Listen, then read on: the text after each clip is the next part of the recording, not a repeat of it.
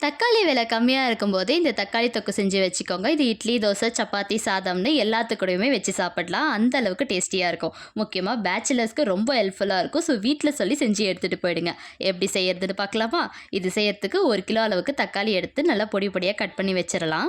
இப்போ ஒரு கடாயில 3 டேபிள் ஸ்பூன் அளவுக்கு எண்ணெய் சேர்த்துட்டு, இது கூடவே நம்ம பொடி பொடியா கட் பண்ணி வச்சிருக்க தக்காளிய சேர்த்து நல்லா வதக்கி விட்டுடுங்க. தக்காளி ஓரளவுக்கு வெந்ததுக்கு அப்புறமா இது கூட 1 1/2 டேபிள் ஸ்பூன் அளவுக்கு மிளகாய் தூள், 1 1/2 டேபிள் ஸ்பூன் அளவுக்கு தனியாத்தூள், 1/2 ஸ்பூன் மஞ்சத்தூள், தேவையான அளவுக்கு உப்பு சேர்த்துக்கோங்க. ஒரு லெமன் சைஸ் அளவுக்கு புளிய கரைச்சி வச்சிருக்கேன். அதையும் இப்ப சேர்த்து நல்லா கலந்து விட்டுறலாம்.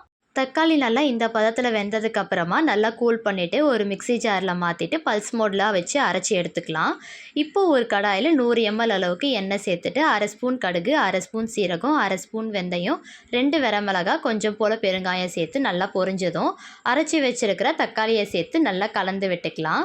1 ஸ்பூன் அளவுக்கு கடுகு, வெந்தயம் சேர்த்து நல்லா ட்ரை ரோஸ்ட் பண்ணி பவுட்ரு பண்ணி இது கூடவே சேர்த்து மூடி போட்டு கொதிக்க விடுங்க. எண்ணெய் நல்லா பிரிஞ்சு வந்ததுக்கப்புறம் எடுத்திங்கன்னா ஒரு டேஸ்டியான தக்காளி தொக்கு ரெடி. இது ஒரு 6 மாதம் வரைக்கும் ஸ்டோர் பண்ணிக்கலாம். ட்ரை பண்ணி பாருங்கள். அண்ட் மறக்காமல் நம்மளோட சேனலை சப்ஸ்கிரைப் பண்ணிக்கோங்க. Bye bye.